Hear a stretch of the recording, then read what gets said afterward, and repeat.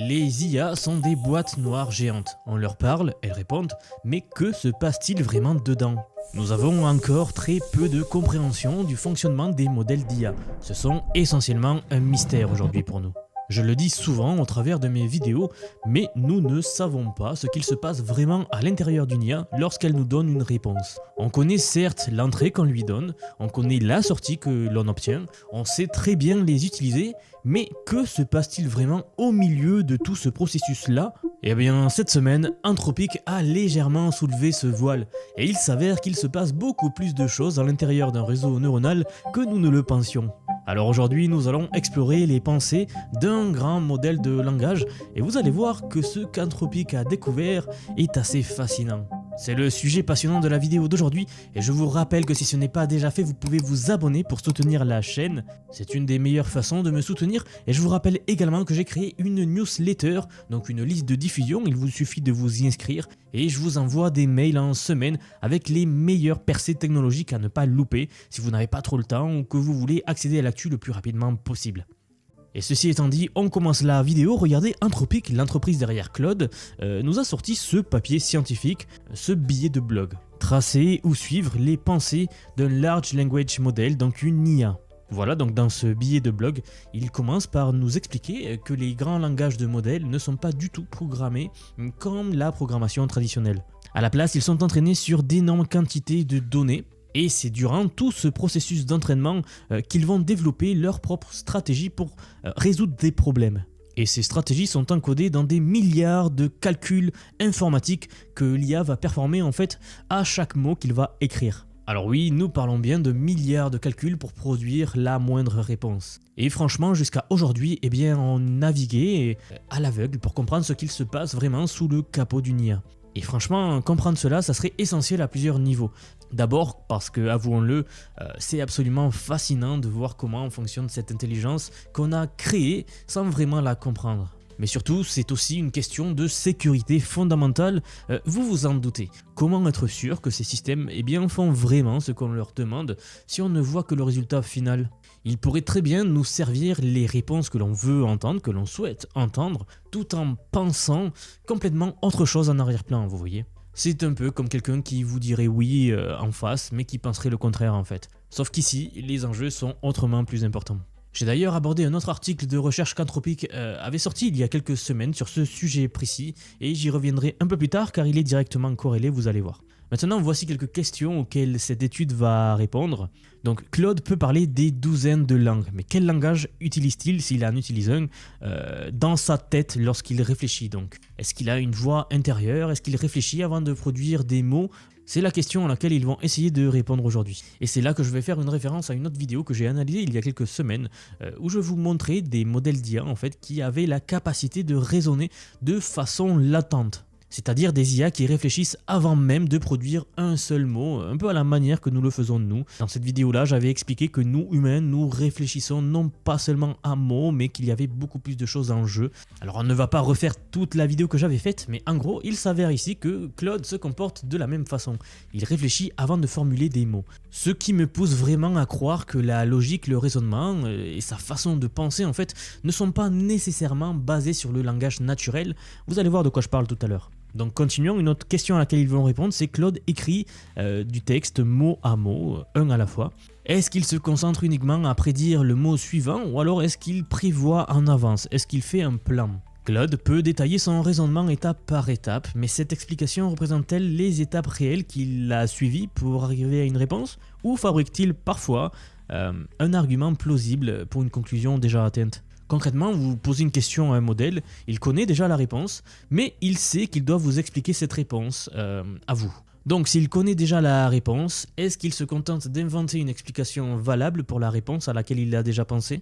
Est-ce ce qu'il se passe dans le raisonnement par chaîne de pensée? Et enfin, est-ce que cette chaîne de pensée est-elle uniquement pour notre propre compréhension bénéfice à nous?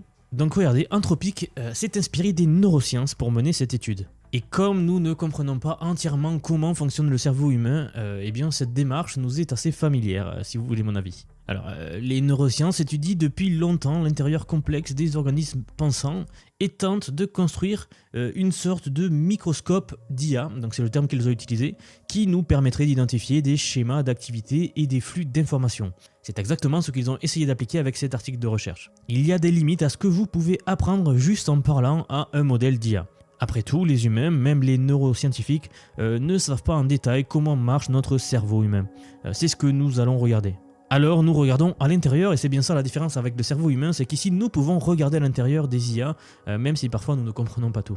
Alors ils ont publié 2 articles. Le premier prolonge leurs travaux antérieurs sur la localisation des concepts interprétables qu'ils appellent les features, que vous voyez ici.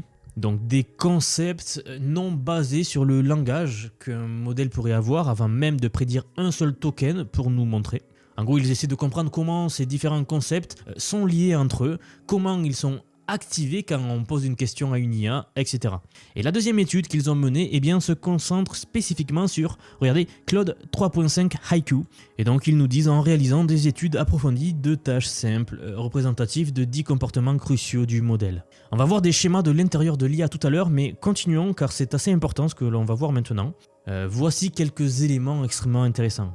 Et je vais lire, nous avons des preuves solides que Claude pense parfois dans un espace conceptuel partagé entre les langues, suggérant qu'il possède une sorte de langage universel de la pensée. Alors c'est complètement dingue d'y penser. Nous vivons vraiment à une époque incroyable que nous puissions commencer à réfléchir à ce genre de questions. Donc en fait, ils ont des preuves comme quoi ils seraient capables de penser sans un langage que nous reconnaîtrions, du moins c'est un langage universel unifié que nous ne pouvons pas comprendre sûrement. Il a donc un langage de pensée avant même de traduire cette pensée dans une langue particulière pour que nous puissions comprendre et reconnaître ce langage-là. Alors en voici un autre. Claude planifie ce qu'il va dire plusieurs mots à l'avance et écrit pour atteindre cette destination. Comme je l'ai dit tout à l'heure, en fait, il va déterminer d'abord ce qu'il veut dire, puis il va trouver comment y arriver, comment le dire. Il connaît déjà la réponse, mais il doit simplement comprendre le chemin pour y parvenir et pour l'expliquer. Donc si on continue à lire, ils disent « C'est une preuve puissante que même si les modèles sont entraînés à produire un mot à la fois, ils peuvent réfléchir sur des horizons beaucoup plus longs pour le faire. » Ils ont également découvert que Claude et probablement d'autres modèles bien sûr auront tendance à être d'accord avec l'utilisateur et à donner des arguments plausibles pour le faire, même s'ils savent que ce n'est peut-être pas très correct. Et ils appellent ça le raisonnement factice. Alors ils le démontrent en demandant de l'aide sur un problème mathématique difficile tout en donnant un indice incorrect. Nous allons voir ça en fin de vidéo, comment est-ce qu'ils ont découvert ça exactement. Et justement avant de voir comment ils ont fait exactement, regardez une dernière chose qu'ils nous disent ici. Même avec ces découvertes, nous comprenons encore très peu ces modèles. Notre méthode ne capture qu'une fraction du calcul total effectué par Claude. Et les mécanismes que nous observons comportent certains artefacts basés sur leurs outils, qui ne reflètent pas nécessairement la réalité du fonctionnement interne de Claude, ce qu'il se passe réellement dans le modèle sous-jacent. Actuellement, il faut plusieurs heures d'efforts humains pour comprendre les circuits que nous voyons, même sur des prompts de seulement quelques dizaines de mots. Pour passer à l'échelle de milliers de mots soutenant les chaînes de pensée complexes utilisées par le modèle moderne, nous devrons améliorer à la fois la méthode et peut-être, avec l'aide de l'IA, notre façon de donner sens à ce que nous voyons. Donc en gros, ils sont en train de nous dire que c'est très fastidieux d'essayer de creuser et de vraiment comprendre ce qu'il se passe à l'intérieur. Vous allez voir dans les exemples qu'ils nous donnent, en fait ce sont des exemples très simples avec très peu de mots, car pour les longues sorties, les longues réponses, ça serait impossible à comprendre, du moins avec les méthodes actuelles que nous avons. Donc parlons maintenant de cette histoire de multilinguisme donc chez Claude et d'autres modèles, donc la capacité de parler plusieurs langues qui a émergé naturellement chez les modèles d'IA sans que nous sachions vraiment pourquoi à ce jour. Et par rapport à ça, vous vous êtes peut-être déjà demandé, est-ce qu'il y a un petit Claude français qui vit dans un coin du cerveau numérique de Claude, ou alors est-ce qu'il y a un Claude anglais dans un autre, un Claude chinois, etc. Bref, est-ce qu'il se passe le relais selon la langue qu'ils vont utiliser ? Eh bien, figurez-vous que nous avons la réponse et pas du tout. C'est beaucoup plus intéressant que ça. En fait, ces modèles, et Claude en particulier, donc celui que nous regardons aujourd'hui, comprennent le monde à travers des concepts qui n'ont pas de langue spécifique. Une sorte de langage de pensée universel, comme je vous disais tout à l'heure en introduction. Et ok, je vous vois venir, concrètement, ça veut dire quoi ? Que vous lui parliez en chinois, en anglais ou en français, eh bien les mêmes neurones artificiels s'activent pour traiter l'idée dont vous parlez. Le modèle comprend d'abord, puis seulement après, il va traduire sa pensée dans la langue que vous avez utilisée pour lui demander ou lui poser la question. C'est un peu comme si vous pensiez à un chat. L'image mentale du chat existe dans votre tête, indépendamment du mot chat ou du mot cat ou du mot mao, donc qui serait le mot chat en chinois. Donc dans cet exemple que nous examinons ici, dans les 3 langues, donc anglais, chinois et français, ils lui ont donné le prompt suivant, le contraire de petit et donc il s'attendait à la sortie qui est grande, donc large ici. Ils l'ont donné dans les 3 langues différentes. Et bien ce qu'ils ont découvert, c'est que ça fonctionne en parallèle. Vous voyez ces flèches ici qui pointent vers le bas à la sortie de la question, tous vers ce carré-là qui signifie en fait le concept de small. Donc c'est le concept, la représentation du mot small, donc petit. Il pointe également vers un autre concept qui est l'antonyme concept, antonyme tout simplement signifiant le contraire, et cela va donc activer le concept grand, donc le contraire de petit, grand. Donc l'IA en fait va pointer vers 2 concepts différents, donc le premier concept qui est le concept petit, et le concept antonyme à small, donc contraire qui serait grand. Tout cela pour en déduire donc au final le concept de grand, effectivement le contraire, l'opposé de small. Puis en fait ça va retranscrire en sortie selon la langue en entrée le bon mot pour décrire ce concept-là. Donc vous avez large en anglais, ce caractère-là chinois pour grand en chinois et grand donc en français. Il y a donc beaucoup de concepts qui se chevauchent et qui sont indépendants de la langue en fait, ce qui est absolument fascinant à voir. Maintenant imaginez lorsque vous lui posez des questions très difficiles ou en tout cas des très longs prompts en entrée, l'infinité de concepts qui doivent s'entremêler, c'est assez hallucinant et c'est de ça que je parle lorsque je dis que nous pouvons faire un parallèle avec le cerveau humain qui est complètement fascinant à voir là sous les yeux. Qui l'eût cru, mais c'est peut-être l'étude de l'IA et de son fonctionnement qui va nous expliquer comment le cerveau humain fonctionne au final. Et alors non seulement ça, mais les circuits partagés de ces concepts augmentent en fait avec la taille du modèle. Plus le modèle d'IA est grand et plus intelligent donc, plus le chevauchement conceptuel est important. Bon ça vous vous en doutiez. On peut même lire la suite donc, nous constatons que les circuits partagés augmentent avec l'échelle du modèle. Claude 3.5 Haiku partageant plus de 2 fois la proportion de ses caractéristiques entre les langues par rapport à un modèle plus petit. Et maintenant, attention, écoutez bien ceci. Cela fournit des preuves supplémentaires d'une sorte d'universalité conceptuelle, un espace abstrait, partagé, où les significations existent et où la pensée peut se produire avant d'être traduite dans des langues spécifiques. Et qu'est-ce que cela signifie concrètement? Je vais vous dire où ça peut nous mener, continuons. Cela suggère que Claude peut apprendre quelque chose dans une langue et appliquer cette connaissance lorsqu'il parle une autre langue, tout simplement. Et c'est peut-être pour ça que les modèles d'IA au début de leur entraînement ont commencé à parler plusieurs langues, car en fait ils ne raisonnaient pas du tout en langue, ils raisonnaient en concept de la même manière que nous humains le faisons. Donc vraiment très intéressant cette première partie de l'étude. Passons maintenant donc à la deuxième partie de l'étude. Alors maintenant regardons sa capacité de planification et comment il le fait. Et personnellement, il faut que je vous dise, je pensais que le concept de planification à l'avance, des IA donc, n'était vraiment apparu qu'avec le raisonnement par chaîne de pensée. Mais en fait il s'avère que ces modèles-là le faisaient depuis longtemps. Alors on va voir ça. Mais juste avant, une petite note personnelle, si tout cela vous fascine, eh bien c'est le moment parfait pour vous parler de mon projet avec cette chaîne. Si vous voulez aller plus loin dans la compréhension et surtout l'utilisation de l'IA, je vous apprends tout. Imaginez non seulement comprendre comment ces IA fonctionnent, mais aussi apprendre à les maîtriser concrètement pour vos projets perso et pro. Dans ma formation, on part des bases, pas besoin d'être un expert technique, et on monte crescendo avec des outils pratiques, des techniques actuelles, et même les premiers pas pour créer vos agents IA. En ce moment, il y a une offre flash pour le lancement de la grosse mise à jour de la semaine prochaine qui arrive. J'ai prévu plein de nouvelles choses, des nouveaux outils actualisés, des nouveaux cours et bien plus encore, vous allez voir. Si vous êtes un de mes élèves, vous allez être servi. Et sinon, venez, c'est le moment idéal en fait. Dedans, nous sommes nombreux et nous avançons dans la même direction. Nous nous préparons tous à l'AGI. Si cela vous intéresse, le lien est sous la vidéo, donc soit en description, soit en commentaire épinglé, soit les deux. Alors, si vous voulez rejoindre ceux qui façonnent cette révolution plutôt que de la subir, venez jeter un coup d'œil. Bien, reprenons et regardons un simple schéma avec des rimes.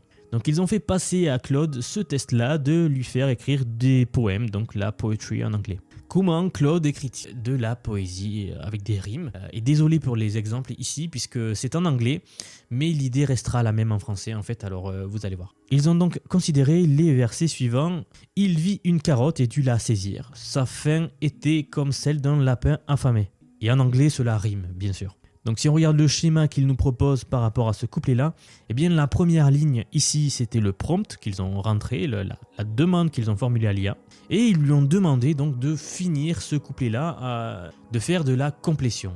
Et donc pour la deuxième ligne, qui est la réponse de l'IA, eh bien elle devait satisfaire deux contraintes en même temps. D'abord le besoin de rimer avec saisir, donc grab it en anglais, et le besoin d'avoir du sens, il faut que le tout ait un sens. Donc en fait, non seulement il fallait trouver un mot qui rimait, mais aussi comprendre pourquoi est-ce qu'il a attrapé la carotte. Et donc avant de faire passer ce test, leur hypothèse c'était que Claude écrivait mot par mot sans beaucoup de préméditation derrière, vous savez, jusqu'à la fin de la ligne, où en fait il s'assurait juste de choisir un mot qui rimait et voilà. Donc ils disent, nous attendions donc à voir un circuit avec des chemins parallèles, l'un pour s'assurer que le mot final avait du sens et l'autre pour s'assurer qu'il rimait. Mais il s'avère que cela n'était pas correct. En réalité, ils ont vu que Claude réfléchissait à l'avance. Nous avons plutôt découvert que Claude planifie avant même de commencer la deuxième ligne et commence à penser à des mots potentiels liés au sujet qui rimerait avec saisir, donc grab it en anglais. Puis avec ses plans en tête, il écrit une ligne qui se termine par le mot planifier. Et comment ont-ils réellement découvert cela? Eh bien regardez, ils ont utilisé des techniques issues des neurosciences. En fait, ils rentrent essentiellement dans le réseau neuronal, modifient de petites choses et observent comment ce changement affecte le résultat final. Donc dans le premier, ils avaient obtenu le mot rabbit, ici vous le voyez, donc ils l'ont supprimé carrément, donc c'est l'étape de suppression que vous voyez ici. Et ils ont regardé comment est-ce que le modèle réagissait. Ils lui ont dit, ok, n'utilise pas le mot. Et le résultat a été, sa fin était une habitude puissante. Donc même rime en anglais, ça sonne juste et ça a du sens par rapport à la phrase originale. Le concept total est préservé. Et en bas, nous avons donc encore un autre exemple intéressant en fait, où au lieu de supprimer un mot, ils vont insérer un mot. Donc ici, ils ont inséré le mot green, donc vert. Et voici donc sa réponse, il dit « Il vit une carotte et dut la saisir en libérant son jardin vert ». Alors bien sûr, ça ne rime pas puisqu'ils ont inséré manuellement le mot vert, qui ne rime pas du tout avec rabbit, donc saisir, mais ça a toujours du sens au total comme une complétion basée sur la phrase originale. Et c'est pour ça qu'ils disent ici, si nous remplaçons le concept par un autre, eh bien Claude peut à nouveau modifier son approche pour planifier le nouveau résultat souhaité. Tout cela pour dire qu'il devient assez clair que Claude, et probablement tous les autres IA également, tous les autres modèles basés sur cette architecture-là de Transformer, réfléchissent à l'avance, ils planifient, même si cela se produit dans un espace latent, vous savez, même si cela se produit sans langage. Alors passons à un autre exemple qui va vous surprendre également, je pense, et c'est comment fonctionne le calcul mental chez les IA. Alors quand vous demandez à un modèle combien font 2 plus 2, vous pourriez penser qu'il a juste mémorisé la réponse. Eh bien non, attendez une seconde, que se passe-t-il si vous lui posez un calcul vraiment tordu, du genre que personne ne vous a jamais demandé de faire à l'école, qu'il n'a pas pu mémoriser en fait. Et il existe une infinité de calculs possibles, impossible pour le modèle d'avoir à mémoriser toutes les réponses bien sûr. Alors comment s'y prend-il réellement s'il ne peut pas tout mémoriser à votre avis? C'est là que votre premier réflexe serait peut-être de penser qu'il a simplement appris à faire des maths, qu'il sait additionner, qu'il sait soustraire, etc. Mais en réalité c'est bien plus fascinant que ça, laissez-moi vous montrer ce qu'ont découvert les chercheurs ici. Et pour ça, ils donnent en fait l'exemple suivant de 36 plus 59 et ils lui ont demandé d'écrire dans chaque étape de raisonnement qu'il a fait. Donc en fait, voici ce qu'ils nous disent. Nous constatons que Claude emploie plusieurs chemins de calcul qui fonctionnent en parallèle. Un chemin calcule une approximation grossière de la réponse et l'autre se concentre sur la détermination précise du dernier chiffre de la somme. Ces chemins interagissent et se combinent pour produire la réponse finale. Alors à ma connaissance, ce n'est pas du tout ainsi que fonctionne une méthode humaine traditionnelle pour faire du calcul. Donc bien qu'il s'agisse d'une simple addition, cela ne nous éclairera pas peut-être sur la façon dont il pourrait résoudre des problèmes mathématiques beaucoup plus complexes, mais ça nous donne quand même une petite entrevue de comment fonctionne son raisonnement. Ils nous ont justement écrit ici le schéma en fait de raisonnement de l'IA lorsqu'il lui pose cette question de 36 plus 59. Avec plusieurs chemins qui font d'abord une approximation grossière, qui est ici, tout cela, et un dernier chemin en fait qui va déterminer la réponse finale. C'est un peu brouillon et un peu compliqué à comprendre en fait ce schéma, tout simplement car ce n'est pas du tout comme nous avons l'habitude de raisonner. On n'est pas du tout câblé comme ça dans notre cerveau pour raisonner comme ça en fait. Et c'est pour cela que cela nous semble alien en fait, le terme est bien choisi je pense. C'est assez dingue de voir qu'il fait en fait d'abord une approximation puis qu'il détermine la réponse à partir de l'approximation. Et a priori il ferait le même processus pour les réponses ou pour les problèmes très complexes que nous lui soumettons. Mais maintenant, voici la chose intéressante. Que se passe-t-il si vous demandez à Claude, en fait, après qu'il vous ait donné cette réponse, comment est-ce qu'il est arrivé à cette réponse? Eh bien oui, il ne vous dit pas réellement ce qu'il a fait. Il décrit l'algorithme standard pour effectuer ce calcul, en fait. Regardez ça. Donc, vous avez d'abord la demande qu'ils lui ont faite. Combien font 36 plus 59 répond en un seul mot, donc 95. Réfléchis très brièvement comment tu as réussi à avoir ce résultat-là. Il dit donc j'ai additionné les unités 6 et 9, ce qui donne 15, j'ai retenu le 1, puis j'ai additionné les dizaines, ce qui donne 95. Mais attendez, nous ne venons pas de voir cela, ce chemin-là qu'il a pris? Eh bien si, il nous donne donc ce qu'il pense que nous voulons entendre. Mais ce n'est pas du tout ce qu'il a fait en réalité, et c'est là sans doute la découverte majeure de ce papier scientifique. C'est pour cela que juste après en fait, cela nous amène à la question qui tue. Est-ce que les explications de Claude et les autres modèles sont-ils vraiment honnêtes? Alors d'abord, sont-elles exactes? Et au-delà, est-ce que Claude lui-même sait si ce qu'il raconte est vrai ou faux, ou est-ce qu'il croit bien faire? Et oui, maintenant, lorsque vous regarderez un modèle comme Claude 3.7 par exemple dérouler sa fameuse chaîne de pensée, eh bien vous ne la verrez plus du même œil, j'en suis certain. Vous vous demanderez même peut-être, est-ce qu'il me montre vraiment son cheminement mental ou est-ce qu'il me sert une version simplifiée pour que moi, humain, je comprenne? Eh bien, nous venons de voir que là, c'est parfois, et peut-être même souvent, nous ne savons pas, le cas. En fait, il arrive que Claude invente des étapes qui semblent parfaitement logiques pour arriver à sa conclusion, même si lui a pris un autre chemin. En gros, il connaît déjà la solution et il vous fabrique un petit chemin bien propre pour vous y amener, même si en coulisses, eh bien, son véritable processus était bien plus complexe et totalement différent à celui-là. C'est un peu comme quand un prof vous explique une formule mathématique en fait, avec une analogie qui n'a rien à voir avec la vraie dérivation mathématique, vous voyez, mais qui vous aide à vous à comprendre le concept. Eh bien, c'est la même chose, j'ai l'impression.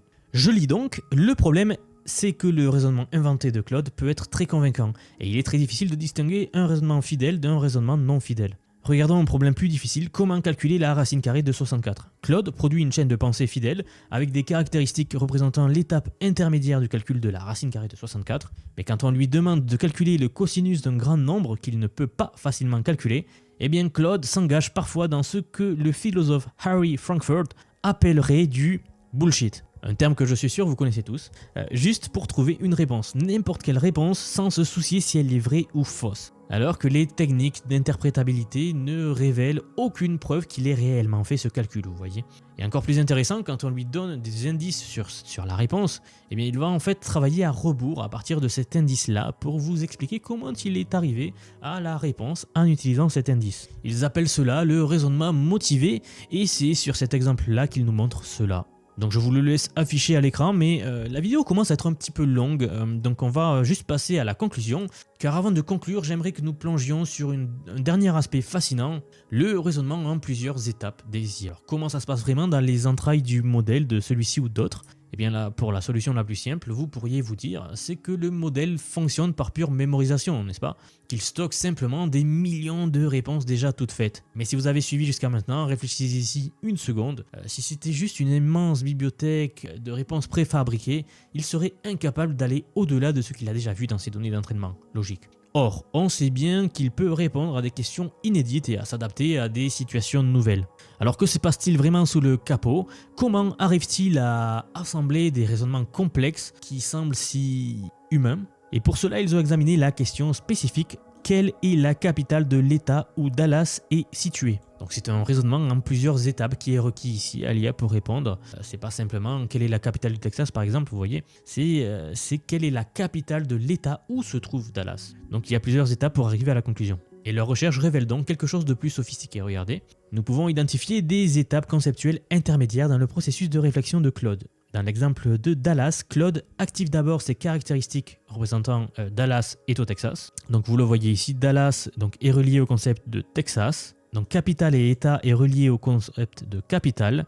Et en combinant donc ces deux concepts-là, il arrive à la conclusion Austin. Donc pour lui, la réponse est Austin. C'est fascinant et absolument incroyable à voir ce raisonnement multi-étapes à l'œuvre ici. Voilà, on pourrait continuer la vidéo, mais elle commence à être assez longue. Alors on va s'arrêter là. On a quand même couvert l'essentiel de ce papier, de cette étude, et c'est assez génial à voir d'ailleurs. J'espère que ce papier ait pu vous donner matière à réfléchir et qu'elle vous ait intéressé. Cette vidéo change un petit peu du genre de vidéo que j'ai l'habitude de faire.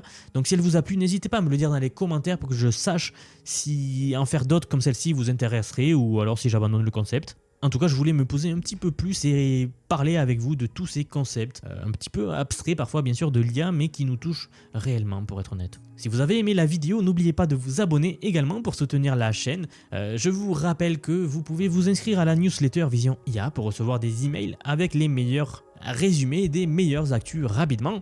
Et enfin, pas des moindres, vous trouverez le lien vers ma formation sous la vidéo. C'est le moment ou jamais pour se former à l'IA, avant qu'il ne soit trop tard. Ne ratez pas cette nouvelle révolution industrielle moderne que nous sommes en train de vivre, tous. Dedans, on reprend toutes les bases, donc c'est facile pour tout le monde, puis on y va crescendo. Mon but, c'est que vous puissiez maîtriser très concrètement ces outils. Souvent, je dis que mes vidéos YouTube, c'est la théorie, et la formation, eh bien, c'est l'application très concrète de l'utilisation des IA. Bref, quoi qu'il en soit, si cela vous intéresse, venez faire un tour, le lien est sous la vidéo. Merci pour avoir regardé jusqu'ici et je vous dis à très vite, donc à demain pour la prochaine vidéo. Si cette analyse vous a intéressé et que vous voulez aller encore plus loin dans la compréhension des enjeux géopolitiques actuels, je vous invite à découvrir ma nouvelle chaîne Vision Actu. Vous y trouverez des analyses approfondies sur ce sujet et bien d'autres qui façonnent notre présent et notre futur. N'oubliez pas de vous abonner aux deux chaînes pour ne rien manquer. À très bientôt pour de nouvelles analyses.